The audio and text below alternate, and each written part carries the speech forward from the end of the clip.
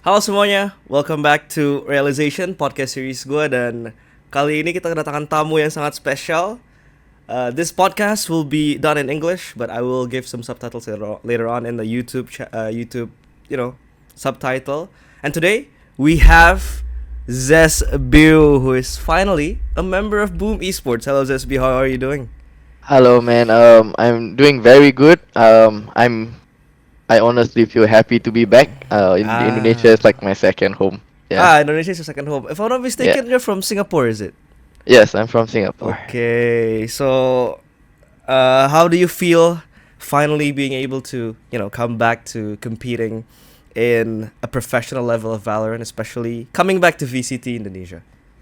Honestly, I feel fresh. I feel like it's been honestly, I think it's been about like 7 months to 8 months, right? That I didn't have like a proper team. Yeah. And yeah, I feel like it's good to be back, and I feel like this opportunity is like a very huge opportunity to me, right? And I feel I'm really very happy to come back to the split 2 for Indonesia. Yeah. You're coming back obviously because previously I've competed with Bigatron, Arctic, when you were playing in VCT as well, and that Yeah. you're playing offline, Mhm. giving your little dances. You have that showmanship that everybody is, loving to see. And I want to talk a little bit about what you have been doing ever since you left Bigatron. What have you been doing in the past 6 months? Have you been grinding? Have you been looking for a team to play for, or what? Well, okay, so ever since BTR, obviously I posted about the normal looking for team on Twitter and etc. Right?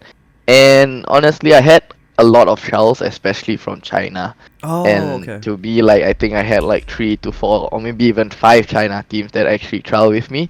And I just think that at the end of the day, I think if I actually go to China, right, it's more like about the money. It's not about the win, right? And because I feel like the vibe doesn't really suit me well. Like for me, yes, I've used to play for international teams ever since CS:GO, right? Ever since when I was Yeah. 14, 15, right? But the thing is, like for me, yes, I have a lot of Chinese Singapore friends and stuff like that. But I feel like the I just can't vibe with the people that actually can't really speak a bit of English at all. So yeah, for me it's like I need a team that can be like a family orientated team, like I can feel connected with them. So for me, like I'm a Muslim, right? I'm a Malay. So for me, so I just feel like I'm not gonna just be desperate to the point where I'm gonna sign to a China team for just money. Oh, Yeah. so And yeah, sorry. Continue. Yeah, so for me, I've been grinding up and down. Honestly, ever since after BT, I kept thinking like, was I the problem or stuff like that? You know, Okay. I kind of lost a bit of confidence, right? I started to think about changing career, to be honest, right? Oh. And to be honest, it's like, I don't know, I feel like lost a bit of my self-esteem because it's actually okay. So to me, it's like I'm always having offers and stuff like that, right? And to me, it's like whenever there's a problem with the team. If I leave a team, like maybe at least a month, I'll get another team, right? But during that time, Valorant is more like on an on season and off season, right? So when it's on season, it's very hard for you to get a team, right? And stuff because of the roster lock-in and stuff. So yeah, I've been grinding. I climbed to like maybe Radiant 20, 19, 18, right? And then after that, slowly I will like start to think like, where am I actually going with this? Like, I know I can actually climb the rank and stuff like that, but does people actually look at me? Because at the end of the day, I feel like Valorant is it's a game where you actually need a bit of luck and connections. So to me, it's like, if you actually don't have that, no matter how much you actually try, and if you don't have connection, I feel you actually won't go anywhere. Yeah. Yeah. I think that's an eye-opening answer as well. Looking how you kind of survived after Bigatron, I want to talk about your confidence. Like, if we take a look at ZesBeeW, I think ZesBeeW is the embodiment of confidence, the way you play, especially in that offline event. But why did you lose your confidence? And how did you regain it?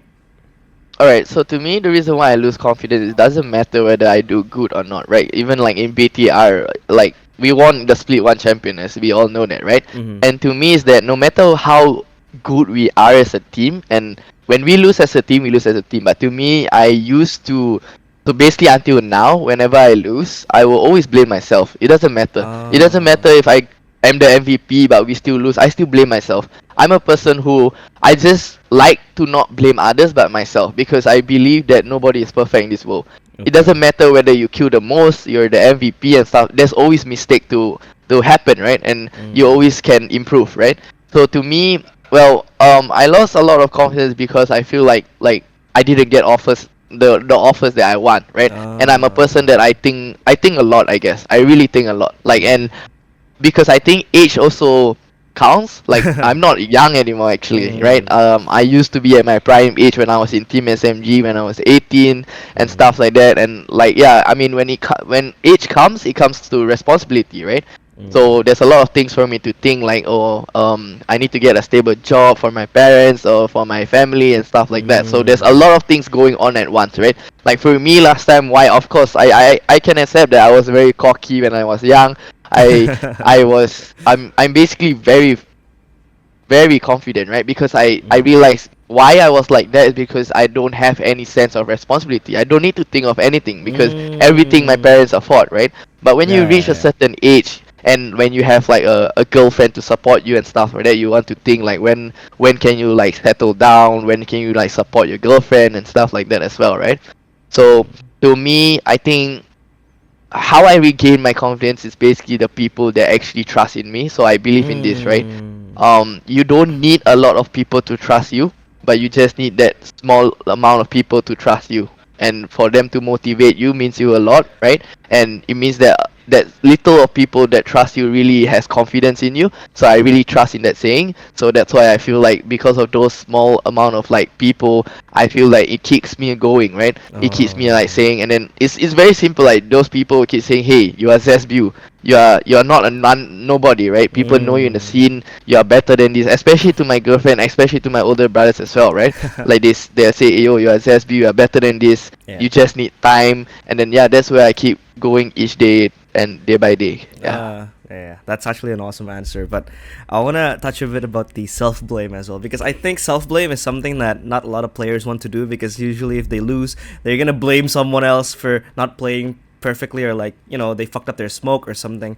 But why do you choose to blame yourself when you know you're performing well? And don't you think that self blame could really just eat you up from the inside? It could really just break you. Because if you know that something is going well, but it's not your fault, are you still gonna blame yourself for that failure? Yeah, that I can agree. Like some people tell me, Zess, you can only do much, right? Mm. And to me, it's like yes, I know that I can do much. Like that certain much. Like I know that if I perform, I think this is more like it comes to when I had this opportunity when I was 15, 16, when I was playing CS, right? Mm. So last time when I was in CS, I'm pretty sure you guys all know Davai, right? I used to Davai. be Davai's rival in CS:GO. Like in the Mm. Malaysia scene, Mm. literally everyone wants to see me and Davai fighting on the stage. That's it. We are like basically playing 1v5 or like just 1v1, right? So to me, it's like I'm glad my route of my career is that I met players that are more experienced than me, right? Mm. So that was like my first ever pro team called JYP. And to me, it's like I had these two brothers in the team. It's called PZ Kid and ZFR, right? So to me, they really teach me a lot in terms where like, okay, look, you have like I was on LAN, I killed like 30 or 40, right? And then they scolded me in backstage. So to me, it's like I realized this, right? No matter how well you can do, you still have like it still have bound to have mistakes. Like sometimes you know how like when you are killing everybody, right? But sometimes you are over peaking and you Mm. still can lose the round, and you know that you are very important, but you still want to just gas, right? Like you just Yeah, want to yeah, go yeah. and then the round just flip and stuff like that. So to me, when I meet this kind of people, knowing like, okay, I guess after, and I even cried right after we lose, even though I feel like I'm the only positive in the team and stuff like that, right? It's still that, yeah. So to me, it's like because I met these experienced people in my life, which I'm always Uh-huh. thankful. I'm always thankful to all my seniors out there who taught me a lot and stuff. Right? That's where I started to like, to me, yes, we lose as a team, we win as a team, but the thing is, at the end of the day, right, mistakes are bound to happen. And to me, I rather focus on myself to improve than like, or this my teammate is his fault and stuff like that, right? Mm. So to me, mistakes are something for you to find out yourself and accept it. You don't need somebody to tell you, hey, you have mistakes, right? And to me, blaming others is not something where it will have like this positive vibe. Yeah, Mm. so to me, Yeah, like yeah, as yeah, a, yeah. I have this saying, like, because I mean, I'm thankful ever since when I played like professionally or semi-pro. For some reason, like all the teams I played with, Mm. I'm like I'm the captain, right? So to Mm. me, I believe like if the ship sinks, the captain of the ship also sinks, right? Ah, Yeah. yeah, So yeah, yeah. like I make sure everyone is out of the ship except me. So something like that. Yeah. Mm. Yeah, I think that's a very noble approach in terms of how you really want to cradle towards your Yeah. team. Now, of course, a little bit about Bigatron before we move on to the next question. What can you say about Bigatron in terms of what happened back then? What went wrong in Bigatron in the end, where you guys just dissolved and go your own ways? Um. Honestly, what happened on Bigatron, I think it's more like we're unlucky in a terms. Like I Mm. feel like it was very timing wise, right? Because if you actually remember correctly, after like split one, they need to represent for the SEA Games and stuff like that.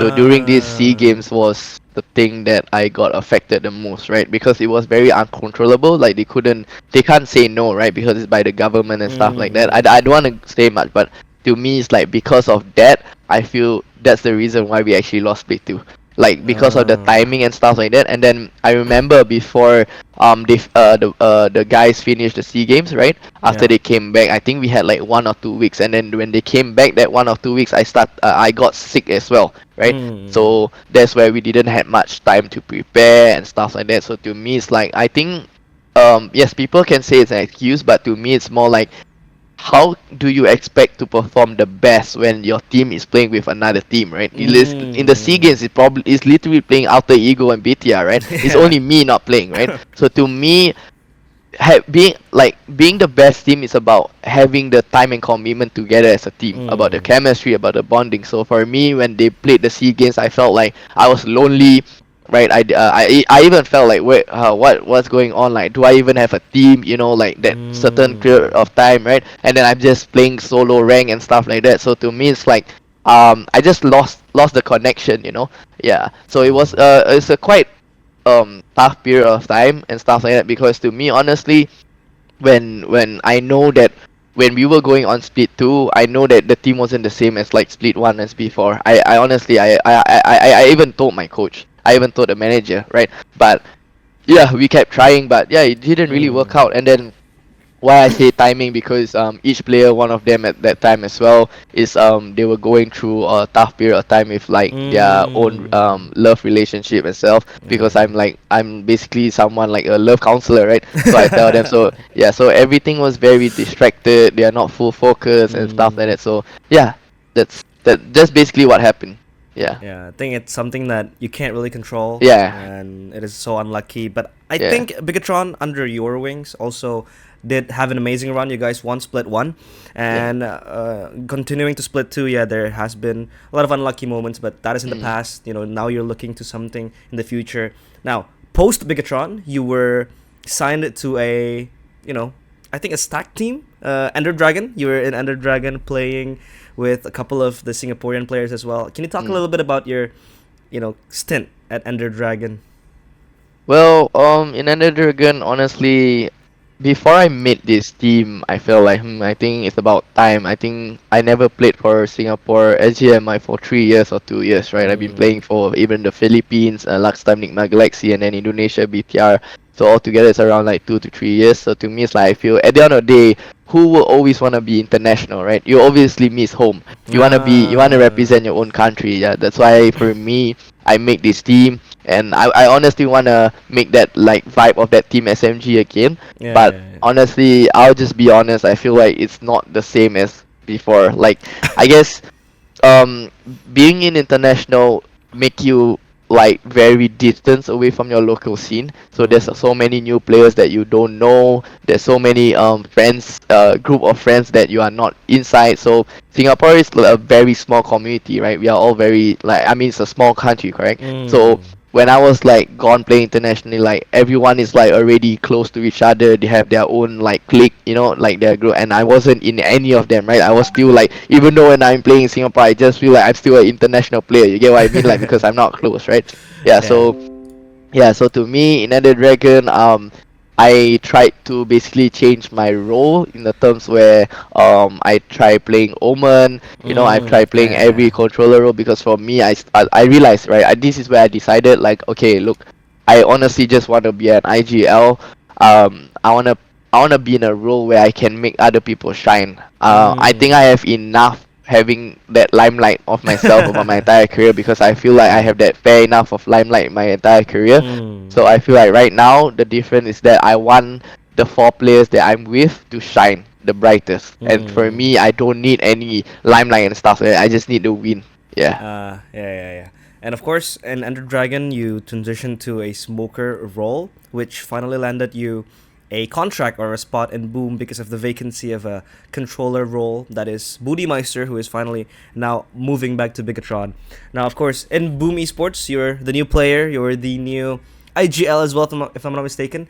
Can you talk a Yes. little bit about how you entered Boom Esports? Did you have any trial? Did you get contacted by maybe Hyung or someone else? And, that tidbits of you entering Boom Esports. Um, well, the thing is, I didn't really had a trial, and to me Mm. is that I was actually like communicating. Honestly, I as a third point of view, I actually saw what is Boom missing, Mm. and honestly, it wasn't actually Buddhist that is the problem, right? Ah. Honestly, and to me is that yes, I talk here and there to the Hyung as well, which is a Boom coach, right? Mm. I even talk to Bang Ojen as well, right, Ah. and stuff like that. So to me is that I told them my vision, right? That Mm. Boom has all the sharp players in the entire Indonesia, right? It Mm. has the potential, but Boom is actually missing a true leader, which is Ah. someone that is me, which is my goal of like, oh shit, the camera, hello, work with me. What's happening? Is it because of the internet? Nah, it's Oh, okay. okay, It's okay. All good. okay. So yeah, so for me, and then they kind of agree and they Mm. actually see what's going on because for me it's like I think the players was all kayak bocil gitu kan. They're still, yes, they're still young and stuff like Yeah. that. Uh-huh. Yeah, like even though yes, Fikri is like maybe older than me by one, right? But the thing Mm. is like I've been Fikri's teammate before since Mm. CS:GO days as well. And Yeah. yes, he was older, but I was still his leader. And I know what kind of person is. He's the quiet, cool guy type, right? When you Mm. ask him to do something, he will excel in that. But Yeah. he's not a person who is like, okay, guys, let's go, let's do this. Let's do it Mm. like a family, like a team. Yeah. So Yeah. to me, yeah, that's the gist of it. Like I'm glad that the management, like even the coach, was seeing my point of view, and then I even like speak to some of the players sometimes, like Risky, which Mm. is Berserk X, right, and stuff like that. And yeah, they Yeah. also agree that they are missing like a true leader. Yeah. So you are stepping in finally to, kind of fill that IGL role. What type of IGLing will you bring to Boom Esports? As ZesBeeW, how do you describe your style of IGLing and leading a team? All right. Honestly, my ideal is a very mix, right? So it's more like structure to bagi. So I'm a very ideal that I can change and adapt on the certain, like on the Mm. in game straight away. So Yeah. for me, my ideal isn't like by the books. I can play by the books if I want to, and I can play not by the books if I don't want to, right? Mm. So I can say that my ideal is very unreadable, but the thing is like obviously you can see like okay sometimes like oh you can realize like oh Zest calling is very slow and stuff like that, but there's always a Mm. reason behind it, right? But the thing is like I guess my IGLing is not something that is fixed. Yeah. Yeah. Okay. So of course, adapting on the fly is kind of your Yeah. identity, and that is in game. How about outside of the game? How are you gonna lead these young players, and how are you gonna bend them together, and the quality time, or like trying to make them work as a unit? How are you going to achieve that? Well, I guess when the first time I actually reached, it was actually quite a rough spot. Like, before I actually came to Indonesia, I'm like, okay, I was like just lying down thinking, wow, what am I supposed to do to actually make all the players be together, and stuff like that, right? So to me, I realized I don't really have to think that much because I think I overthink, right? So to Mm. me, I guess like I'm a person that I really feel very family orientated. I like to do everything together, Mm. right, and stuff like that. So even like I like to have to play games like mini games, like Palmer Party, everything like Yeah. everything like together, right? So to me it's Mm. like what I'm trying to do is basically like for me, I think my vibe is very wild in the terms where I like to go party and stuff, but to me I don't like to force people that doesn't want to because I can Mm. always adapt, right? At the end of the Yeah. day, because I've experienced much more in life than them, right? So I know what I can do and what I can't, right? Mm-hmm. So to me, it's like I'm always finding that middle ground of like thinking, oh, okay, the team likes doing this. Okay, we do this together. We can watch VCT together. We can do games Mm. together. We can even do like team dinner together, karaoke together, and stuff like that, right? Yeah. Yeah. Yeah, we kind of I actually kind of have seen you trying to bond more with your team. You guys were watching VCT matches together. You were going out for dinner together, and that is something that will glue the team together. Now back to the point of you transition towards playing a smoker.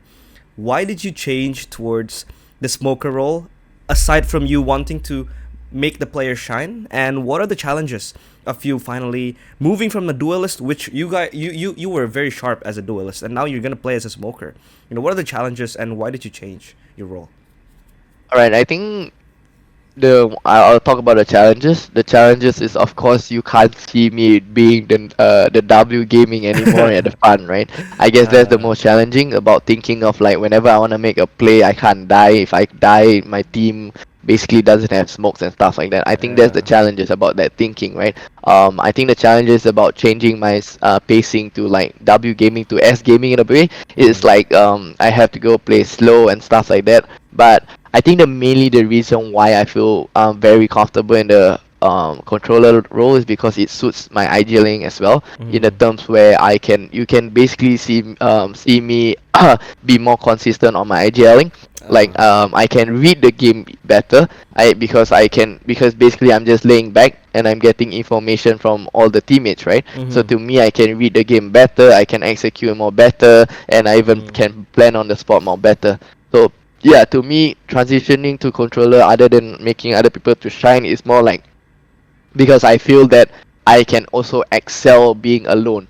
So basically, if you actually Oh. see my duelist role, sometimes I even actually have this impactful lurking, and like people say, Mm. what the hell is a lurking jet and stuff like that. But I win the round. So Yeah. what's the matter, right? So to me, I like to make this kind of plays. So I feel like controller makes allow me, especially like a Omen, allows me to play by myself because I Mm. can teleport here like a ninja, right? So to me, Yeah. yeah, so it's something where I feel like I excel in like playing by myself, especially like playing around by the team when the team is doing something on the other side. I'm very daring and confident enough by myself to actually do another thing on the other side and finding timings, right?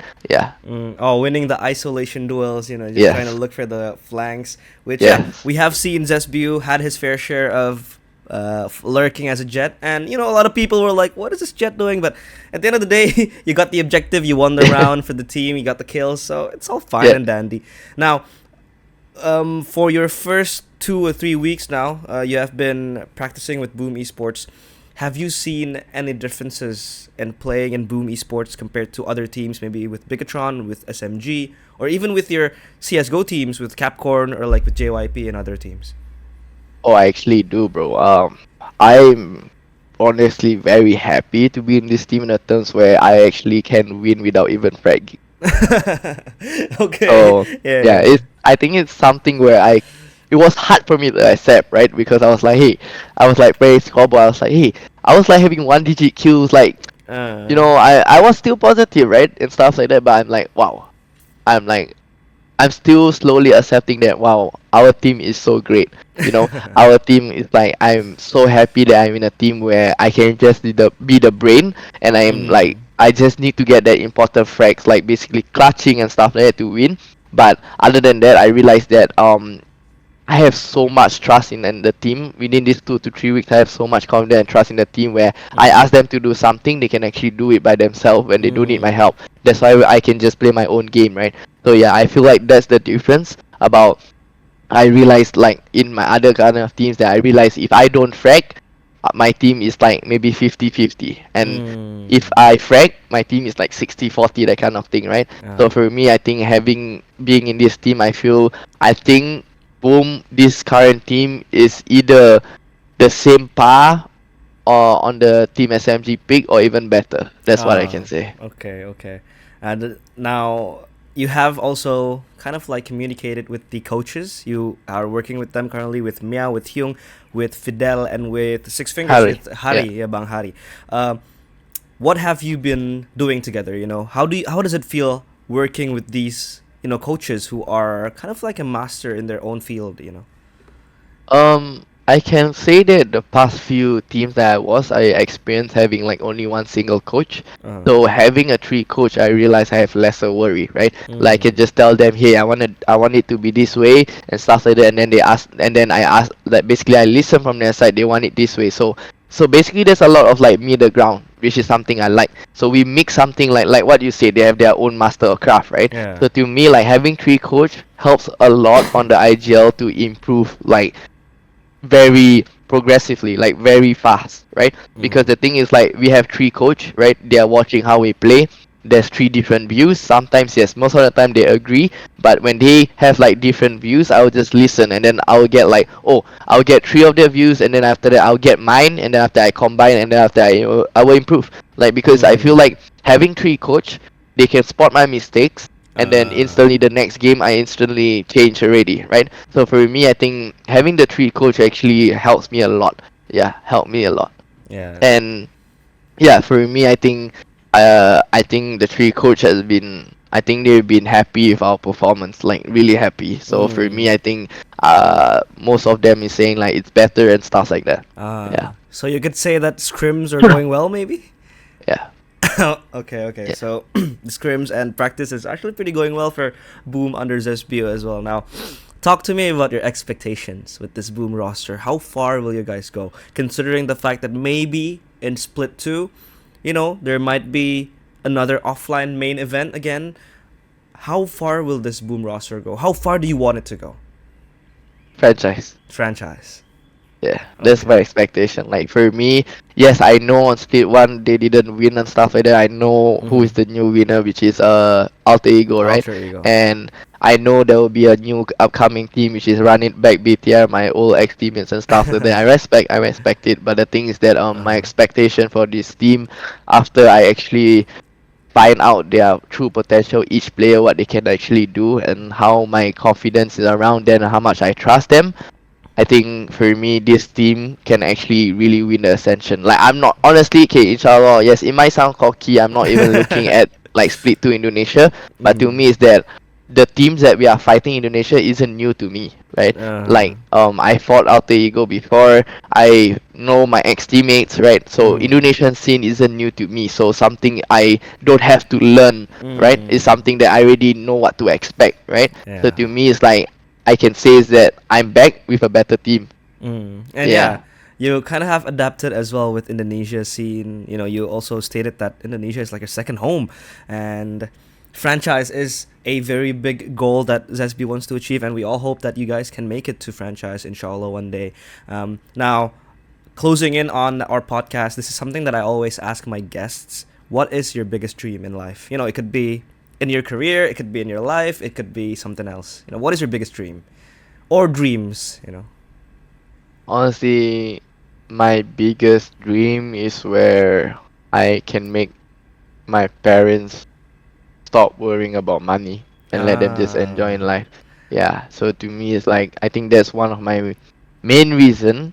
Oh, it's getting emotional, yeah. But It's okay.